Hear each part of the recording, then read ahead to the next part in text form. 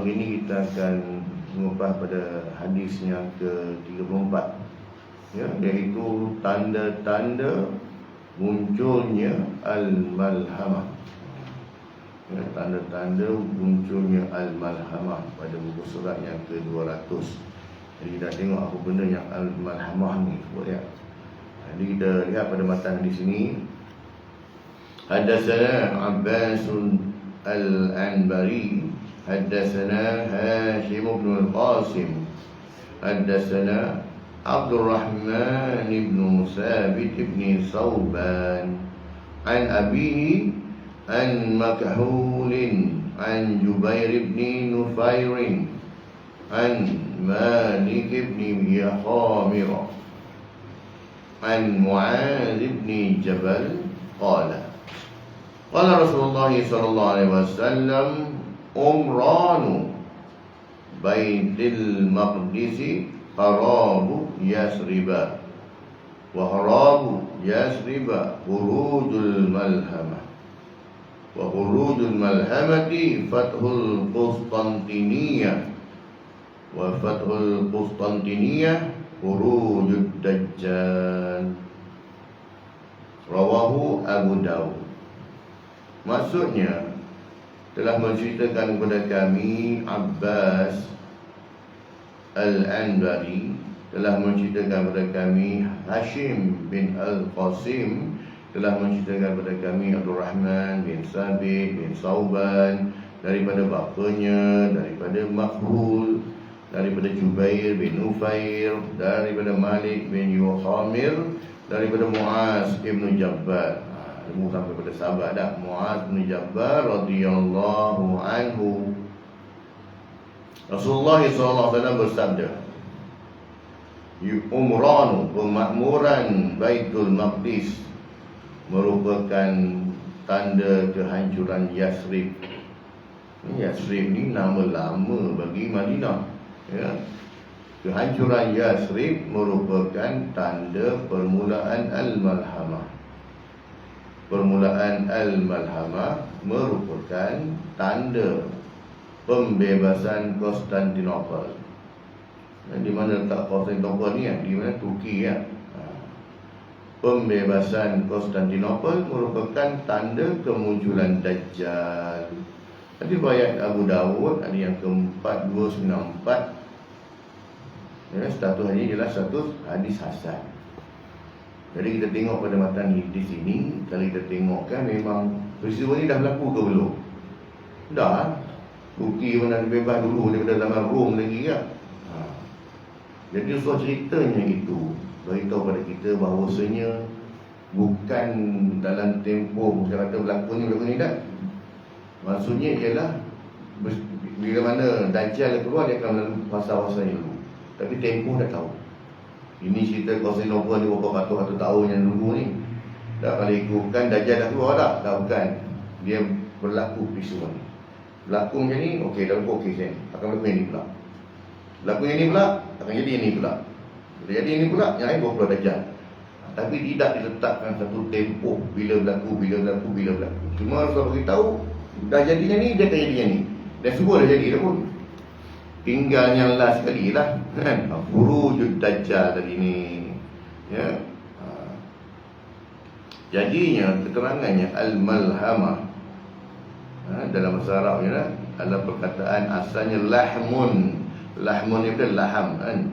Daging, yang bermaksud daging. Apa kaitannya tak?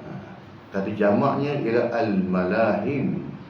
Ia merujuk kepada peperangan yang mengakibatkan banyak kematian. Jika kalimah al-malhamah digandingkan dengan kalimah al-kubra, ia membawa maksud peperangan besar yang mengakibatkan begitu banyak kematian. Kalau al-malhamah tadi dah kata jamak lah tadi, plural kan. Dia kata jamak, banyak dah. Dia tambah lagi dengan al-kubra. Ni kalau tak tahu kalau suruh sebut apa, kata melampau lah. Besar kan, hari ni kalau bahasa modelnya besar gila. Orang dia nak besar gila rumah tu kan. Jadi nak bagi dah besar tu hal. Gila tu nak menggambarkan memang inilah kan. Jadinya al-malhamah kubra ni Dahlah Al-Malhamah tu sendiri dia kata jamak kan, ditambah dengan Al-Kubra pula lagi bertambah dah. Jadi peperangan yang cukup dahsyat ni ya. Al-Malhamah Al-Kubra hanya akan terjadi pada akhir zaman, yang merupakan salah satu tanda-tanda besar hari kiamat ya.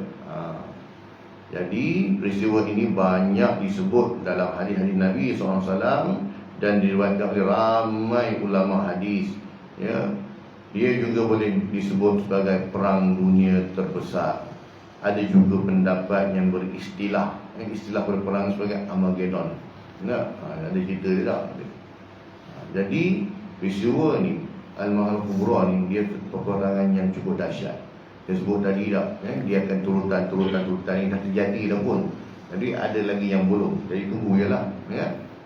Antaranya akhir tu Armageddon tadi lah, peperangan yang dahsyat di Al-Malhamah Kubra.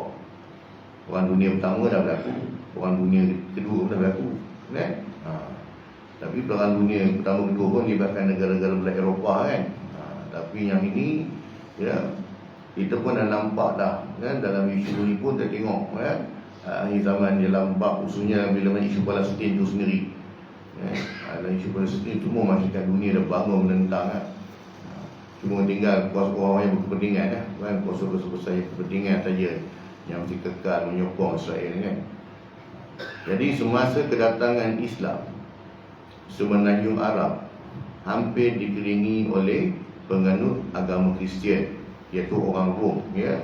Sebab tu antara dua kerajaan besar pada zaman Rasulullah pun, iaitu pada kerajaan Rom dan kerajaan Parsi. Parsi di mana berpusat di Iran lah. Hari ini Parsi ya. Rom ini dia datang dari Eropah dan dia menguasai negara-negara Arab ya. Iaitu orang Rom dan Syam dalam Empire Byzantine. Lepas tu kita tengok kalau kita pergi ziarah ke negara-negara ini pun kita banyak tengok kesan tinggalan ya, kubu-kubu ya, perang orang Rom ya, di sana. Jadi Empire Rom Timur di sebelah utara, orang Habasyah ni belah-belah Afrika ni, Ethiopia di sebelah selatan, dan orang Kipti Mesir di sebelah barat. Jadinya maksudnya Kristian sebelum datang Islam, Kristian yang menguasai negara-negara sebelah Arab ya. Namun setelah kemunculan Islam, datangnya Rasulullah bawa agama Islam, maka agama Islam mula menjadi pesaing utama kepada agama Kristian. Islam menjadi kuasa besar baru yang dianggap sebagai ancaman utama kepada pengaruh agama Kristian pada zaman itu, kegemaran Kristian ketika itu. Masa tu Yahudi tak ada lah ya. Yahudi belum naik lagi. Dia lepas tu, lepas pembebasan Baitul Maqdis tu kan, lepas Rom, kemudian datang Salahuddin Al-Ayyubi, Salahuddin Al-Ayyubi Islam, kemudian baru Yahudi. Sampai hari ini dia pegang Baitul Maqdis. Jadi berikut merupakan hadis-hadis berkaitan dengan Al-Malhamah Kubra yang menggambarkan bagaimana hubungan dan pertembungan Islam Kristian di akhir zaman kelak ya. Di samping kita berhadapan dengan orang Yahudi ini ya, orang Islam juga berhadapan dengan orang Kristian.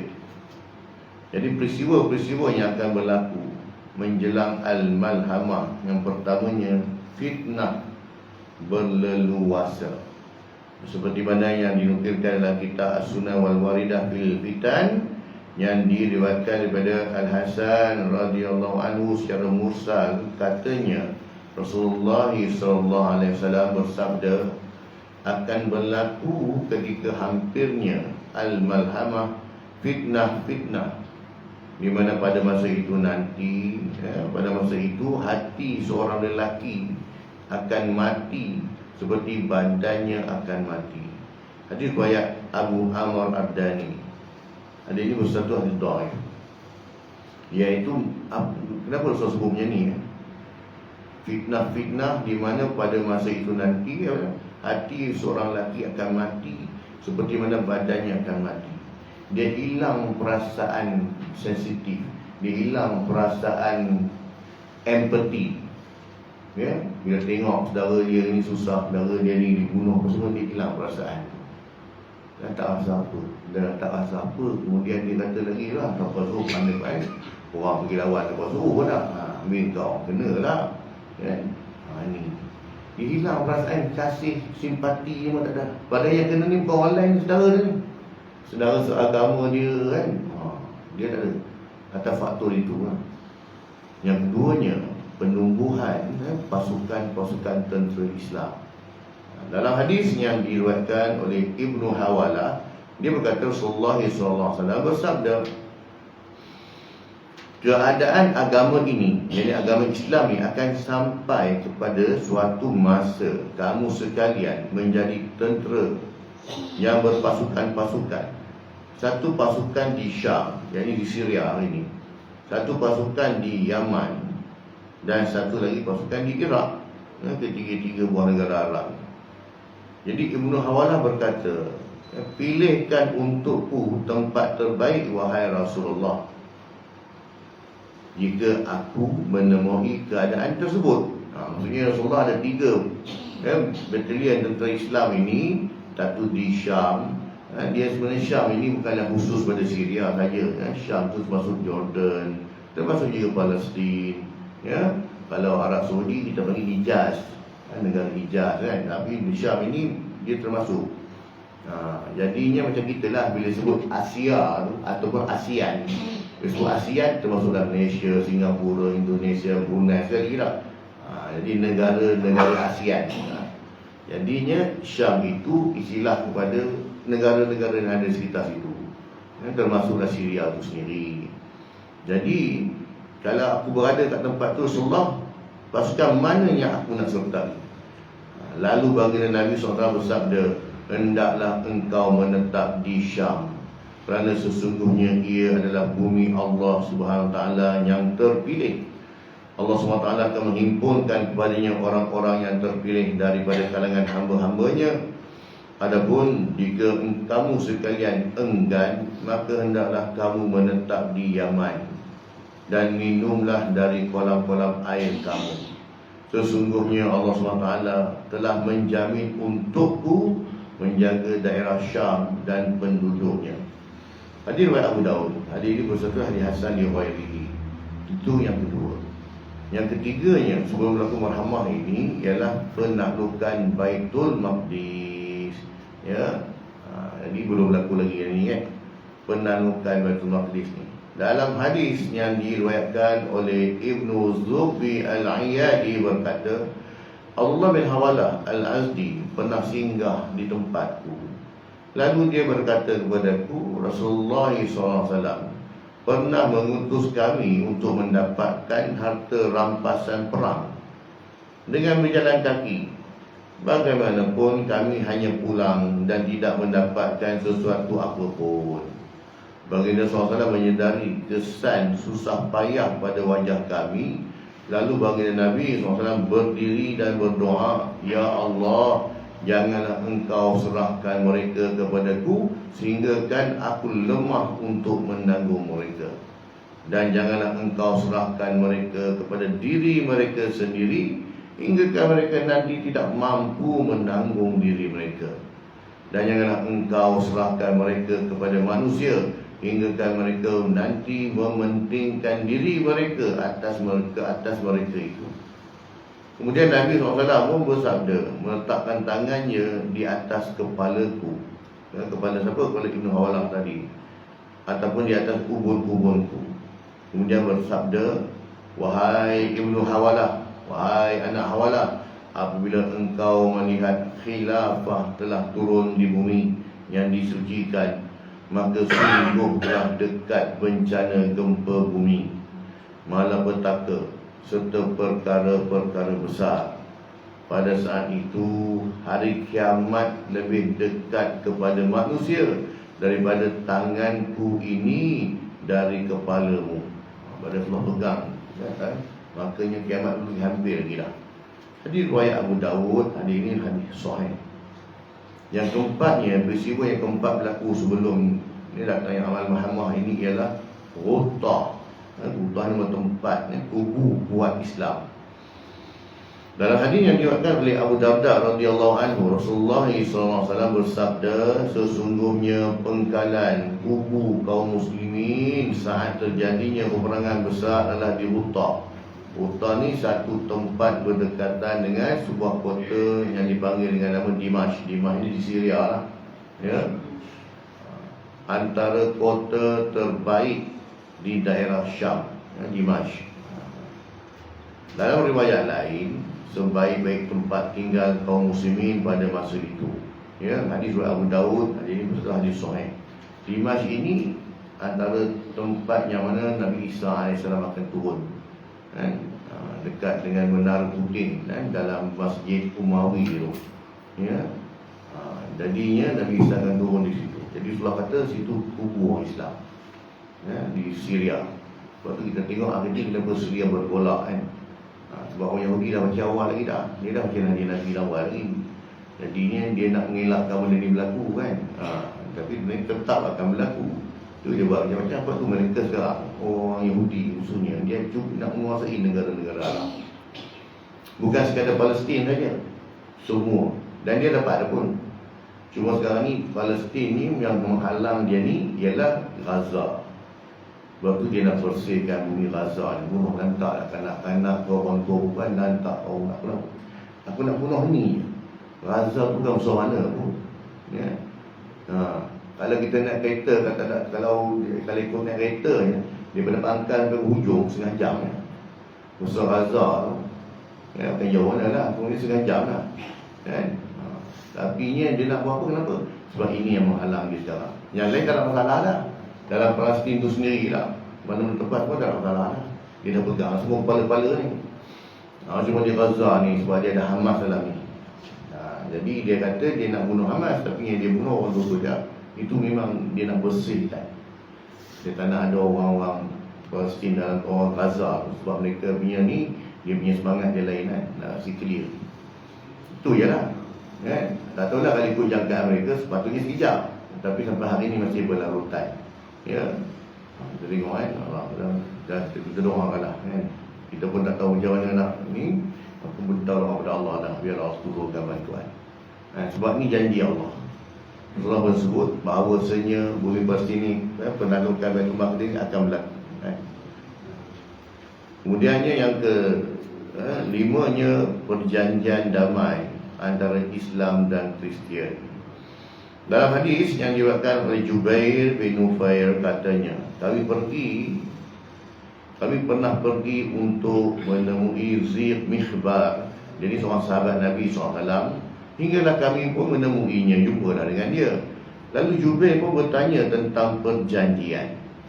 Maka katanya, aku dengar Rasulullah SAW bersabda, kamu sekalian akan mengadakan satu perjanjian perdamaian dengan bangsa Rom. Bangsa Rom Kristian lah, ya. Lalu kamu sekalian akan bekerjasama dengan mereka melawan suatu musuh yang datang dari belakang kamu sekalian.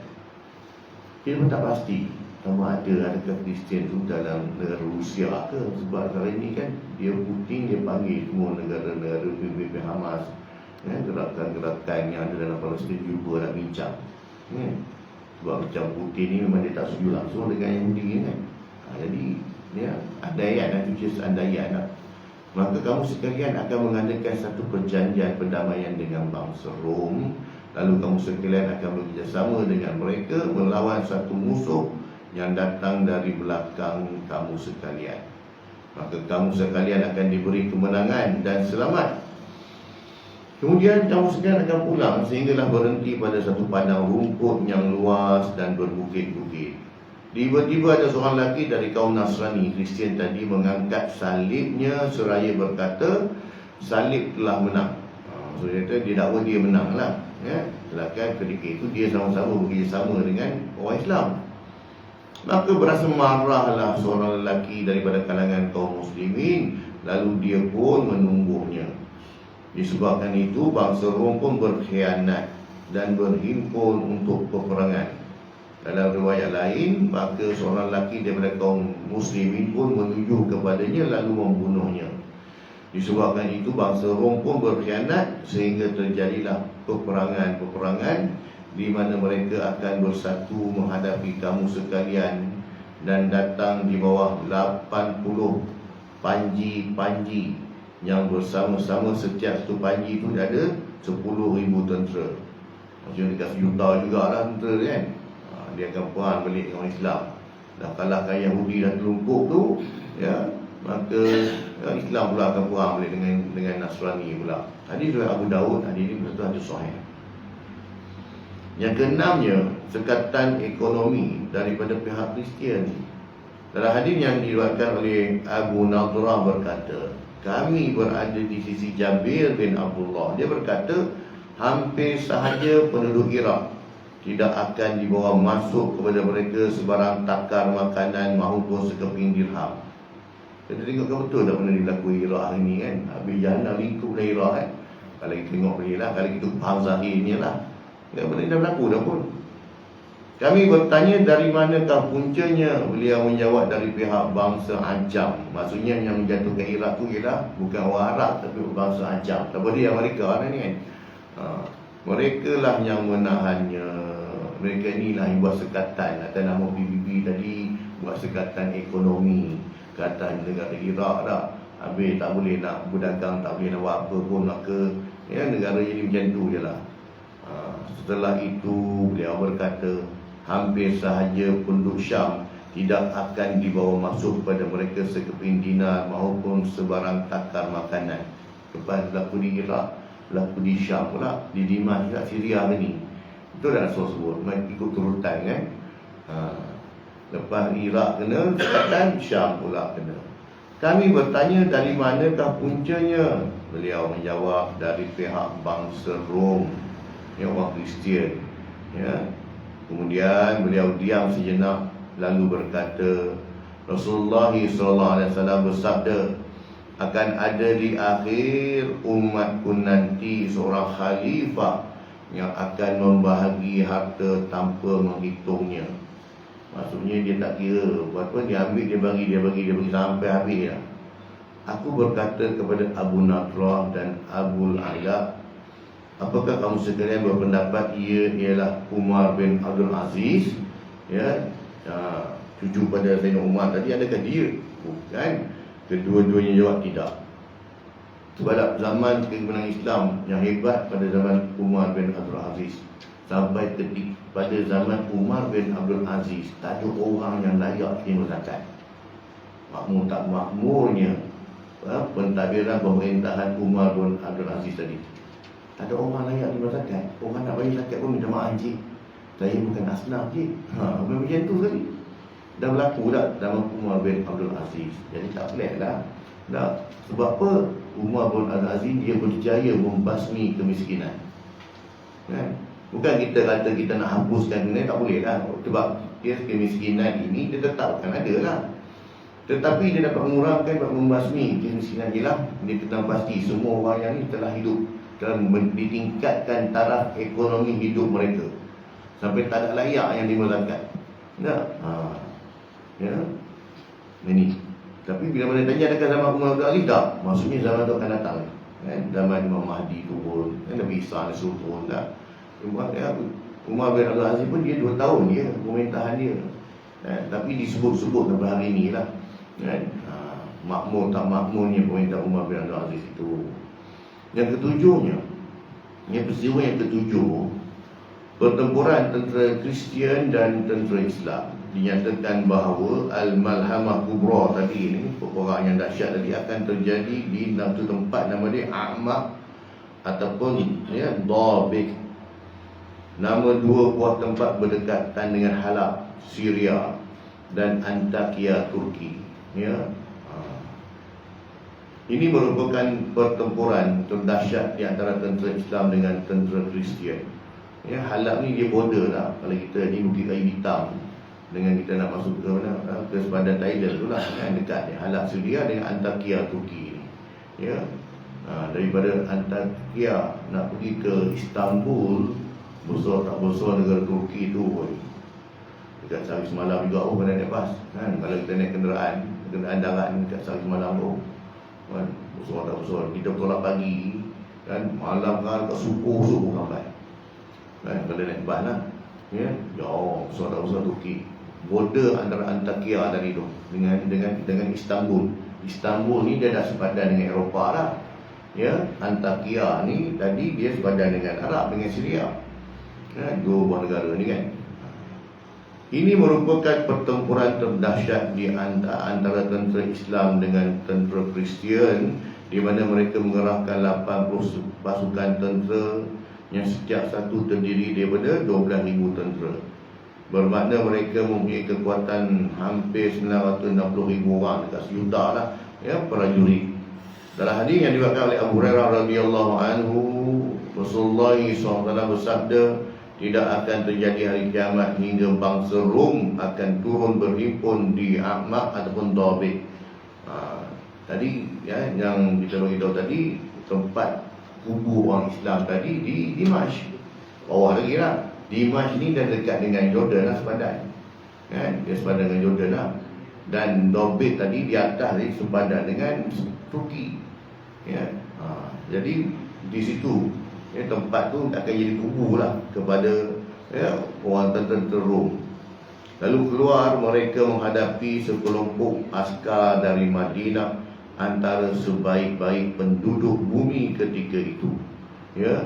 Maka tak kala mereka berhadapan, bangsa Rom berkata, biarkanlah kami memerangi orang-orang yang mengambil tawanan daripada kami ya. Tentera Rom dia minta kan, Kristian tadi minta orang Islam bagi mereka tawanan kami balik. Kaum muslim menjawab, tidak, demi Allah kami tidak akan membiarkan kamu sekalian memerangi saudara-saudara kami. Maka terjadilah peperangan antara mereka. Lalu ada sepertiga yang kalah, di mana Allah SWT tidak akan mengampuni dosa mereka untuk selamanya. Dan sepertiga lagi terbunuh adalah sebagai sebaik-baik para syuhada di sisi Allah SWT. Dan sepertiga lagi akan memperoleh kemenangan. Mereka tak akan ditimpa sebarang fitnah selamanya. Lalu mereka akan menakluki Konstantinopel. Kemudian ketika mereka sedang membahagi-bahagikan harta rampasan perang, di mana mereka telah menggantungkan pedang-pedang mereka pada pohon zaitun. Pohon zaitun tu, tiba-tiba syaitan meneriak terhadap mereka, sesungguhnya Al-Masihud Dajjal telah muncul dalam kalangan keluarga kamu sekalian. Maka mereka pun segera keluar. Sedangkan itu hanyalah satu kebohongan. Ini dia bohong ya, syaitan, namun syaitan kan. Apabila mereka mendatangi Syam, ia pun muncul. Maka ketika mereka sedang mempersiapkan diri untuk peperangan dan merapikan barisan, tibalah waktu solat. Lalu turunlah Nabi Isa AS, Nabi Isa bin Maryam AS. Lalu baginda AS akan mengimami mereka. Ada riwayat sebut ya, Nabi Isa akan jadi imam. Ada riwayat sebut juga Nabi Isa ni akan jadi makmum ya. Apabila musuh Allah SWT Dajjal melihatnya, nescaya ia akan mencari sebagaimana garam mencari di dalam air. Seandainya ia membiarkannya sahaja, nescaya ia juga akan mencari sehingga binasa. Akan tetapi Allah SWT ingin membunuhnya dengan tangannya. Lalu baginda AS memperlihatkan kepada mereka darahnya yang melekat di tombaknya. Hadis riwayat Muslim, hadis ke-5157 ya. Ketika lepas perangan itu, turunnya Dajjal itu, turunnya Nabi Isa AS. Makanya Dajjal ni dia akan bertemu dengan Nabi Isa. Lepas tu cakap Dajjal ini bukanlah hebat mana, sebab tapi dia cuma kelebihan dia. Allah Ta'ala bagi, pertamanya umurnya panjang, tak mati.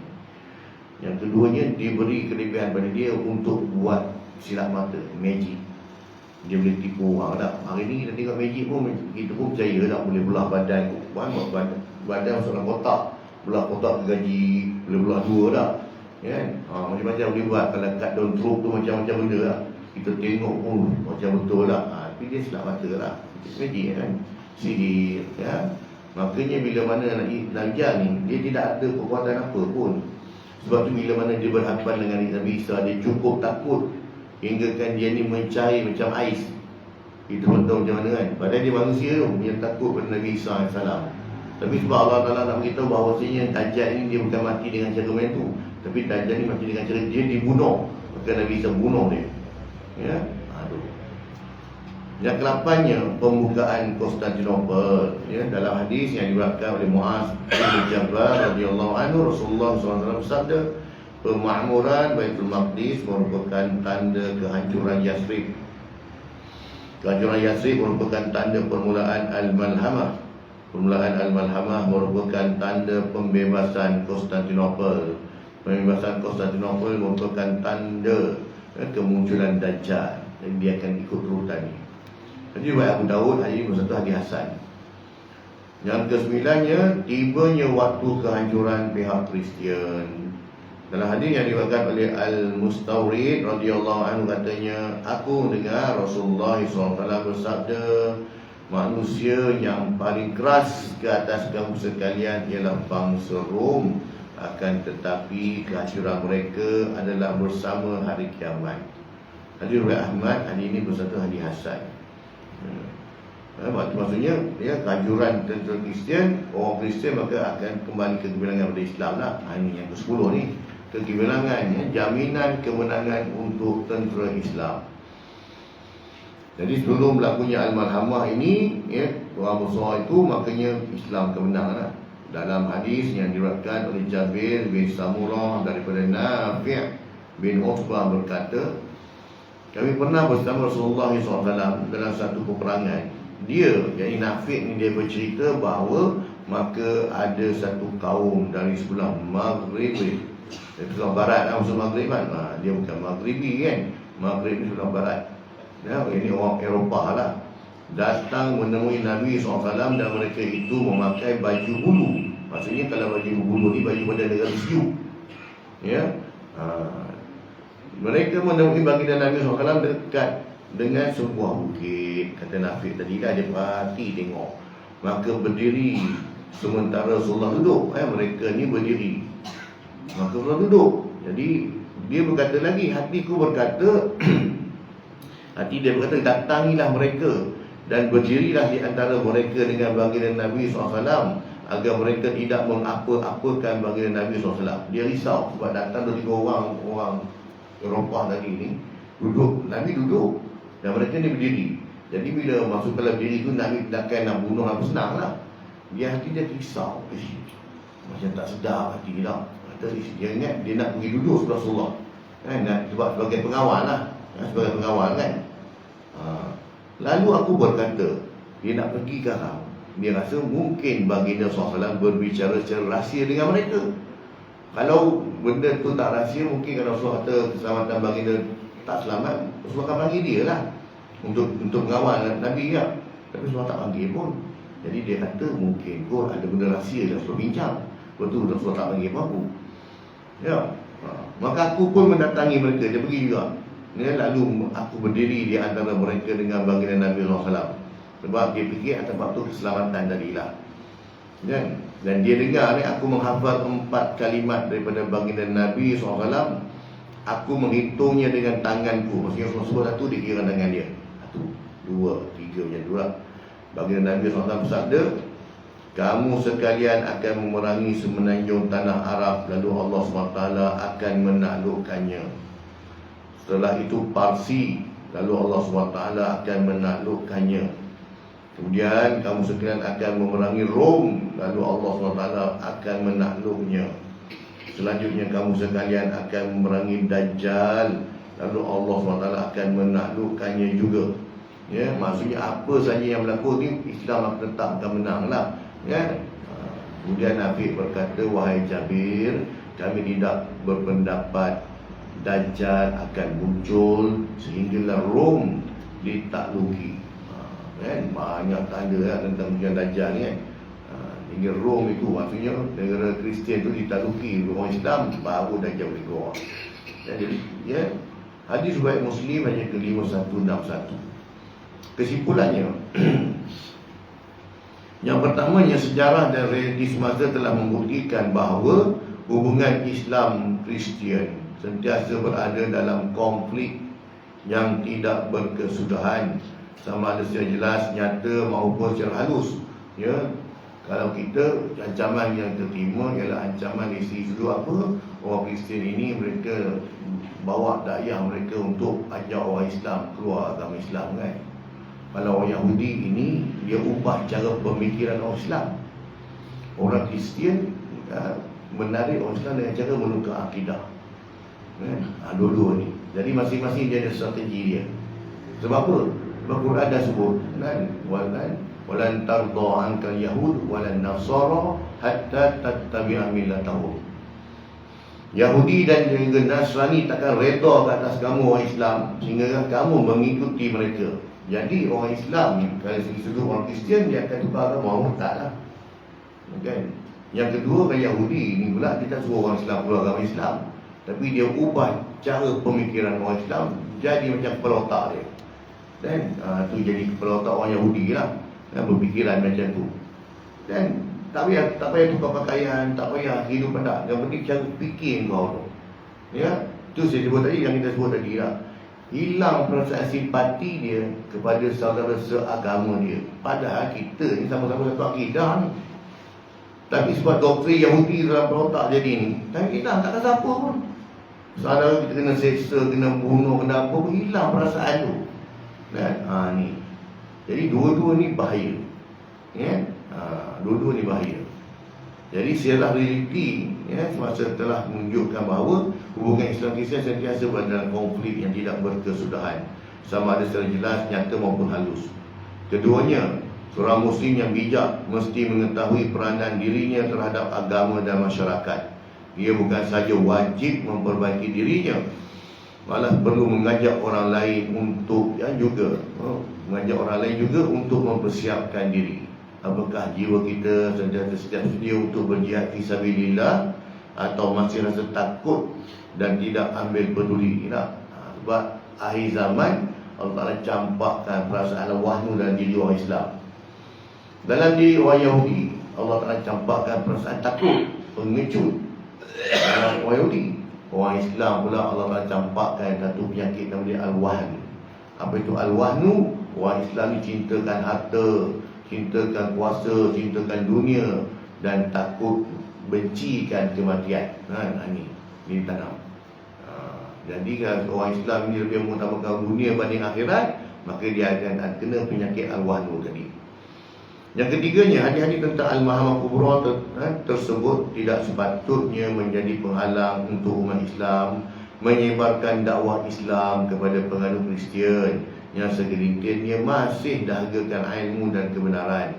Jadi walaupun disebut itu Islam dan Kristian ada konflik, tetapi dakwah Islam jangan terhenti, teruskan.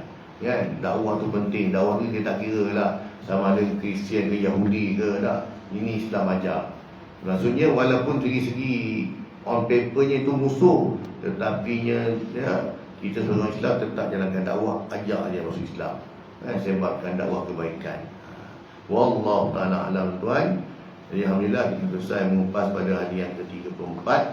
InsyaAllah pada kuliah akan datang kita akan masuk pada hadis yang ke-35, iaitu Dajjal tidak membahayakan orang mukmin. Tak ada bahaya pun tidak membahayakan orang mukmin. Sungguhnya apa yang baik kepada Allah SWT, semua kelemahan dan kurangan semua ampun dan maaf. Bila kelemahan diri saya sendiri, semua Allah kurniakan kepada kita kefahaman dan juga kekuatan untuk kita amalkan sampaikan insya-Allah.